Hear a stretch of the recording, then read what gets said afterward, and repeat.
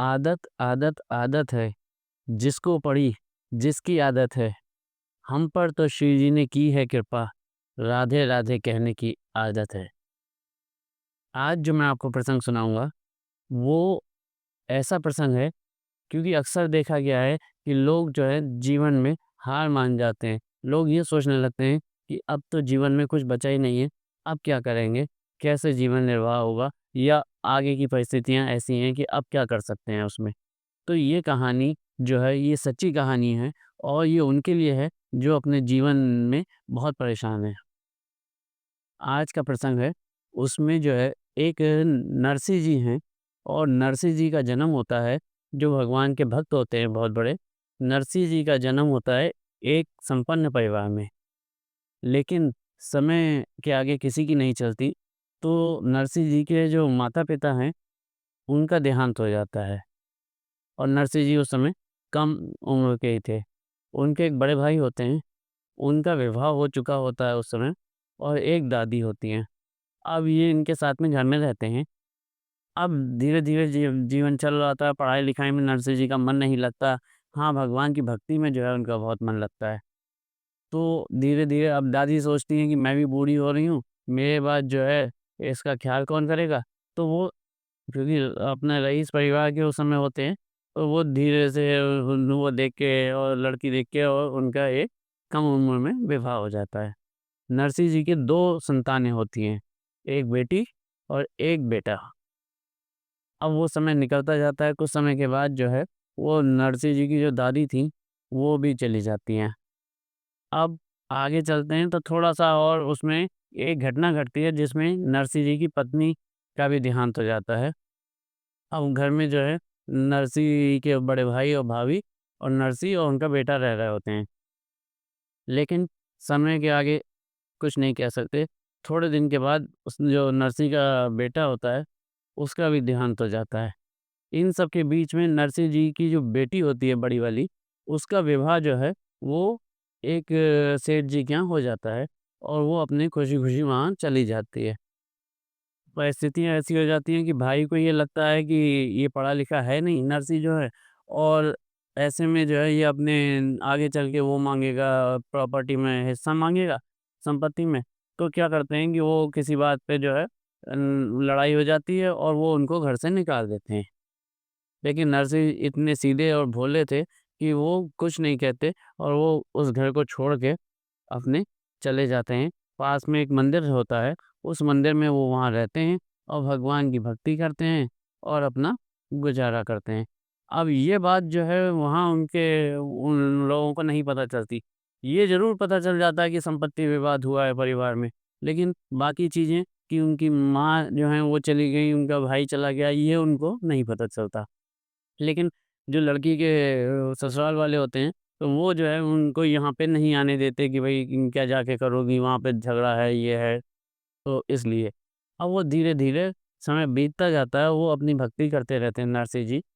एक समय ऐसा आता है, जब नरसिंह जी की जो बेटी होती है, उनकी जो बेटी होती है, उसके विवाह की तैयारियाँ शुरू होती हैं।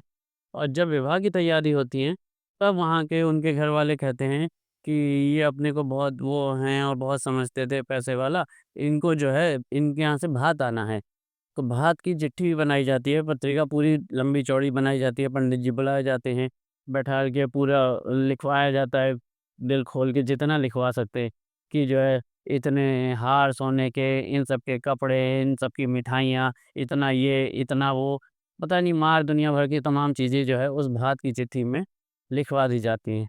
अब वो जो लड़की होती है, वो कहती है कि वो पिताजी पे लोड पड़ेगा, लेकिन वो परेशान होती है, लेकिन उसकी कोई नहीं सुनता। और वो नाई के थ्रू जो है, वो चिट्ठी को वहाँ नरसिंह जी के पास भिजवाया जाता है। अब जब वो लेके आता है भात की वो पत्रिका, तो देखता है नरसिंह जी की हालत, तो वो कहता है कि यहाँ तो इनके खाने के लाले पड़े हुए हैं खुद के, ये अपना माँग-माँग के खा रहे हैं, तो ये जो चिट्ठी मैं पत्रिका लेके आया हूँ भात की, ये भात क्या भरेंगे? ख़ैर वो देता है उनको, और वो पत्रिका को लेके मंदिर में भगवान के आगे रख देते हैं, और वो अपना चला जाता है। ख़ैर अब वो कहते हैं कि जाना है भात लेके, अब यहाँ तो इनके पास कुछ है नहीं, तो जो आस-पास के लोग होते हैं, जो उनको खाना दे देते हैं कभी-कभी, तो वो कहते हैं कि भैया देखो बात है, जाना तो पड़ेगा, लेकिन जो है अपने हिसाब से तुम देख लो और जाओ, पहुँचो। तो वो उनसे कहता है पड़ोसियों से कि आप चलो, तो वो कहते हैं नहीं हम नहीं चलेंगे।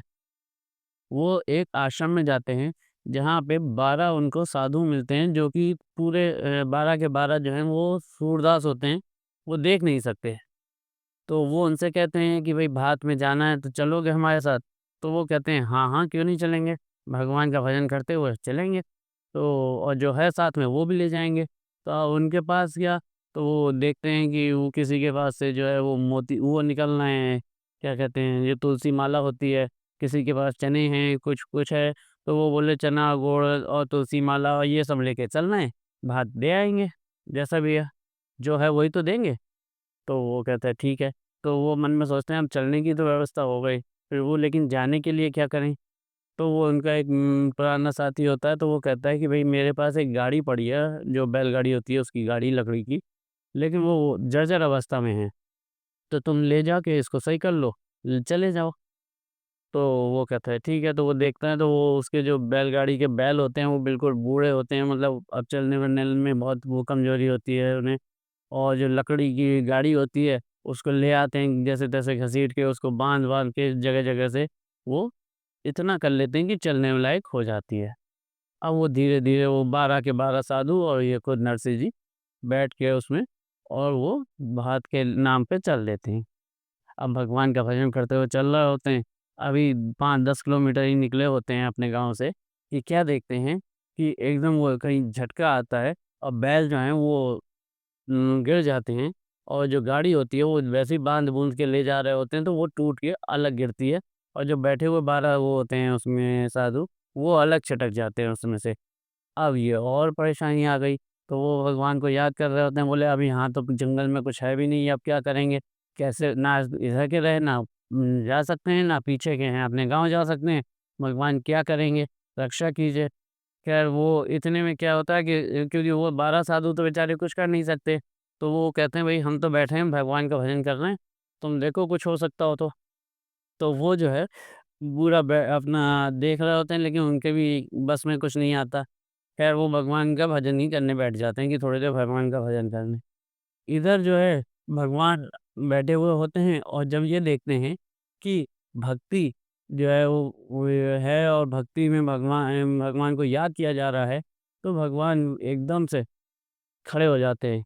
तो लक्ष्मी जी जो हैं वो पूछती हैं कि कहाँ चल दिए और किसका रूप लेके चल दिए? तो वो बोले कि रूप तो मैंने बहुत लिए हैं लेकिन आज जो मैं रूप लूँगा वो आप अपने आप में जो है अनोखा होगा, वहीं पे देखिएगा। और वो जो है अपने वहाँ से चलते हैं और यहाँ आ जाते हैं। तो वो यहाँ आके एक बढ़ई का रूप लेके आते हैं और वो गमछा डाले हुए और साथ में अपने थैले में जो है वो हथौड़ा और ये सब औज़ार उनके पास होते हैं। और भगवान अपने भक्त के लिए बढ़ई का रूप लेके आ जाते हैं और वो कहते हैं कि मेरे को उस गाँव में जाना है आगे, तो आप इधर ही जा रहे हो? बोले जा तो इधर ही रहे थे, लेकिन वो हमारे तो बैल ही बैठ गए और गाड़ी टूट गई, अब कहाँ से ना तो इधर के जाने के ना उधर जाने के, तो क्या करें? तो बोले कि ऐसा है कि मेरे को जो है गाड़ी सही करना आता है, अगर मैं गाड़ी सही कर दूँगा, तो आप मेरे को वहाँ छोड़ दोगे? तो वो कहते हैं कि मैं छोड़ दूँगा। ठीक है, तो वो कहते हैं ठीक है। वो जैसे-तैसे वो 2 मिनट काम करते हैं और भगवान के जहाँ हाथ लगता है, तो लोगों के जीवन की गाड़ी सुधर जाती है, वो तो एक लकड़ी की होती, तुरंत वो गाड़ी एकदम नई खड़ी हो जाती है। तो वो देखते हैं, अरे वाह! तुमने तो ये बहुत अच्छा कर दिया। अब ये बैलों को भी खड़ा करके इसमें बाँध दो क्योंकि बैल जो हैं वो बिल्कुल बूढ़े हैं, वो गिर गए, अब वो खड़े नहीं हो पा रहे हैं। तो वो जाते हैं और भगवान बैलों के सर पे हाथ फेरते हैं और जैसे ही वो हाथ फेरते हैं, तो क्या देखते हैं कि बैल एकदम जवान बैल की तरह से खड़े हो जाते हैं और एकदम मुस्तैदी से जो है वो होता है, तो वो बैलगाड़ी को उसमें बाँध के और वो चलते हैं। तो वो कहते हैं कि जब उनका वो घर आने वाला होता है, उससे पहले भगवान कहते हैं कि ऐसा है मेरा घर आ गया, मैं इधर ही रहता हूँ, अब आप मेरे को यहीं उतार दो। तो वो कहते हैं कि अरे! आप मेरे साथ ही चलो ना, हम भात देने वहाँ जा रहे हैं अपनी बेटी के यहाँ, तो आप जाओ चलो और उसके बाद चले जाना। बोले नहीं, नहीं मुझे अभी और भी काम है, मेरे को अभी और भी काम है। तो वो कह के वो कहते हैं ठीक है और राधे कृष्णा करके अपने वो चले जाते हैं। अब वो लेके जो है अपनी गाड़ी को लेके जब वहाँ पहुँचते हैं तो पूरे गाँव में हल्ला हो जाता है कि जो है बहू रानी का के पिताजी जो हैं वो ससुराल पक्ष से मायके पक्ष से आ रहे हैं और वो इतने लोग हैं, ये है, तो वो कहते हैं कि ये क्या लाए होंगे, क्या है? वो उसमें से कोई एक बताता है इनके लड़के के पिताजी को कि ये कुछ लाए-वाए हैं नहीं, खाली हाथ ऐसे ही आ गए हैं साधु। तो बोले कि अच्छा ऐसा है, इनको एक बाहर जो है उसमें टिका दो। तो उनको वहाँ टिका दिया जाता है, खाने-वाने को कोई पूछता नहीं है। शाम तक वो ये सब ऐसी ही व्यवस्था होती है। अब वो जो है शाम को चलते हैं कि ज़रा ये देखें कि भात का जब प्रोग्राम होता है कि इनके घर से भात में क्या आया। तो जो है ये देखने जाते हैं जब लड़के पक्ष के लोग, तब वो पीछे से इतनी देर में हंगामा होता है और हल्ला मचाते हैं वहाँ के लोग, गाँव वाले और उनके बच्चे कि जो है अरे सेठ जी के मुनीम आ गए, सेठ जी के मुनीम आ गए। तो ये होता है कि मुनीम, तो वो नरसिंह जी जो हैं वो सोचते हैं कि ये मेरे को सेठ कह रहे हैं और मेरा मुनीम, मैं तो खुद ही जो हूँ माँग के खाने वाला। लेकिन पता नहीं क्या कह रहे हैं। ख़ैर, तो उधर से पता चलता है कि सेठ जी के मुनीम आ गए और कम से कम 20 गाड़ियाँ जो हैं, वो सामान से लदी हुई और वो सारा उन्होंने जो भात में सामान दिया था, तो वो आके और भगवान प्रणाम करते हैं, तो वो समझ जाते हैं नरसिंह जी कि प्रभु जो हैं, द्वारकाधीश जी जो हैं, वो आज भक्त की लाज रखने जो हैं, आ जाते हैं मुनीम के बन के। और फिर वो कहते हैं, भगवान कहते हैं कि अभी नहीं, अभी मैं बाद में बताऊँगा, अभी तो आप अपना काम शुरू कीजिए। फिर वो भात देखने जब आते हैं तो वो देखा जाता है कि जो एक चीज़ जो बताई थी, वो 4 चीज़ें निकलती हैं। 1 हार बताया था तो 4 हार निकल रहे हैं। इतनी मिठाई तो इतनी पूरी की पूरी बैलगाड़ियाँ मिठाइयों से भरी पड़ी हैं। इतना भात कि गाँव वाले भी कहते हैं कि पता नहीं कौन से जो है राजा से शादी कर दी, ला राजा की बेटी से शादी कर दी थी कि ऐसा भात तो कभी किसी ने ना देखा, ना सेठ जी ने खुद सुना कि ऐसा भी भात होता है।